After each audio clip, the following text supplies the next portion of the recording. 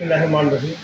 अस्सलाम वालेकुम नाज़रीन, जैसे कि आप देख रहे हैं कि इस वक्त मैं आज जो आपको मैं दिखाना चाह रहा हूँ वो है मटन कोरमा। और मटन कोरमे की तमाम रेसिपी आपके सामने डालूँगा मसाले जो मैं इस वक्त होटल में, मैंने आपको पहले ही बताया कि मैं होटल में हूँ और होटल से ही मैं आपके लिए जो भी आइटम बना कर लाता हूँ उस वक्त, क्योंकि घर पे इतना टाइम नहीं मिलता। तो आज मैंने कहा चलो यहाँ से आपको एक वीडियो बना के डाल दूँ। तो उसके लिए मैंने अभी मटन कोरमा आज बनाना है आपके लिए, तो आप ज़रूर देखिएगा इसको इंशाल्लाह। तो आइए मैं आपको दिखाता हूँ उसके लिए क्या हो गया। सबसे पहले मैं आपको बता दूँ, सॉल्ट जो है वो आपका हस्बे ज़ायक़ा होगा कि आप जितना चाहें। मैंने ये हाफ चम्मच लिया है और उसके साथ ही मैं आपको बता चलूँ कि ये 1 स्पून मैंने मिर्ची पाउडर लिया है और उसी के साथ ये मैंने आपको पहले ही बता रखा है कि इसमें जो है धनिया जो है आधा डलता है। तो ये देखें कि ये इसमें धनिया का आधा चम्मच डाल दिया। इसके साथ मैं आपको बताऊँ कि ये देखें 1 चम्मच जिंजर गार्लिक का पेस्ट है, ये मैंने डाल दिया। ये 1.5 चम्मच जाएगा। 1 किलो में 1 चम्मच जाता है, 1.5 किलो में 1.5 चम्मच जाएगा। ये 1.5 चम्मच ये हो गया। और इसके साथ ये काली मिर्चें होंगी 8 से 10 दाने, और इसके साथ होगी लौंग, ये 8-10 दाने लौंग के हैं, और इसी तरीके से 8-10 दाने छोटी इलायची के। ये देखिए, ये इसकी इंग्रेडिएंट है जो आपको दिखा दी।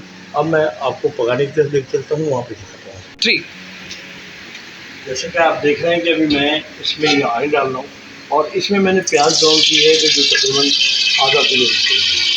तो ये देखें, ये मैंने इसमें ऑयल डाल दिया, ये तकरीबन आधा किलो इसका ऑयल है। और ये मैं आपको बता दूँ, मैं आपको भूल गया था कि आधा किलो इसमें दही इस्तेमाल होता है। तो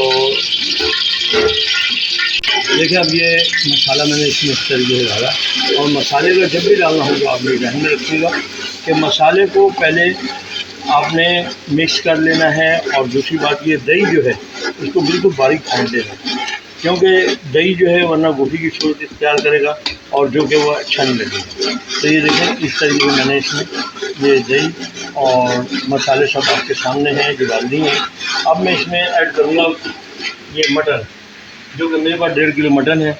ये मैंने धो के रखा हुआ था और ये इसमें ऐड करूँगा। और ऐड करने के बाद इसको पकने के लिए रख दूँगा ताकि गल जाएगा।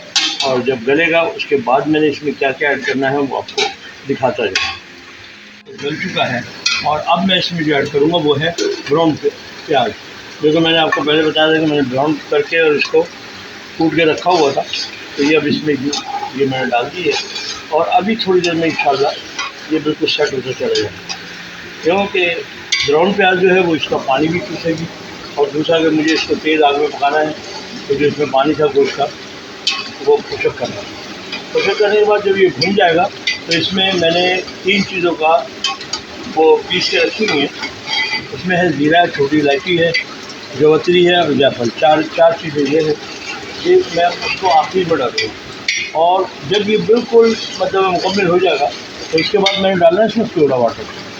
तो आप ये देख लेंगे, अभी मैं इसको ज़रा सा टाइट हो जाए, ज़रा सा खुश्क हो जाए पानी, तो फिर उसके बाद मैं आपको ये दिखाता हूँ कि इसके बाद मैंने क्या करना है। तो जैसे कि शेफ़ साहब, ये जैसे मटन जो है हमने इसको चढ़ाया हुआ था, इसको कितनी देर तक हमने ऊपर चढ़ा के रखना है? ये मटन के ऊपर है कि इसमें 15 मिनट भी लगते हैं, इसमें एक घंटा भी लगता है, 1.5 घंटा भी लगता है।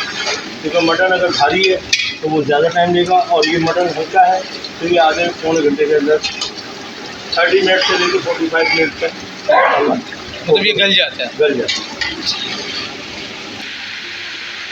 ये जो मैंने आपको बताया था अभी कि जायफल, जावित्री और ज़ीरा पाउडर और छोटी इलायची, ये 4 चीज़ों का मरकब है। ये देखें कि ये मसाला है जो मैंने पीस के रखा हुआ था, ये मैं अब इसमें डाल रहा हूँ।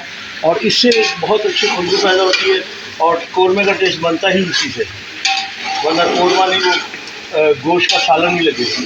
तो ये देखें, ये डाल दिया है। और अब इसके बाद मैं इसमें तकरीबन 2 से 3 चम्मच केवड़ा वाटर डालूँगा। ये देखें, ये केवड़ा वाटर है, ये 3 चम्मच तकरीबन मैंने इसमें डाल दिए हैं, जो कि इसकी खुशबू के लिए होते हैं। तो ये देखें, ये मेरा कोरमा इस वक्त बिल्कुल रेडी है। और ये देखें, मैं आपको दिखाऊँ कि ये दिल्ली वालों का कोरमा दानेदार, ये देखें, मेरा कैमरा आपको दिखा रहा है कि ये देखें बिल्कुल दानेदार कोरमा है। इसमें बिल्कुल मतलब पानी नहीं होता। ये देखें, ये बिल्कुल दानेदार कौरमा है। तो ये मेरा कौरमा रेडी हो चुका है। अभी मैं अगर आपको थोड़ा सा डिश आउट करके भी दिखा दूँगा ताकि ये कि आप लोग देखें। जैसा कि आप देख रहे हैं कि देखिए मेरा कौरमा बिल्कुल रेडी है और इसका इसी तरीके से गार्निश जो है ये हम अदरक से करते हैं। तो ये आप देख रहे हैं कि गार्निश मेरी हो चुकी है अदरक से।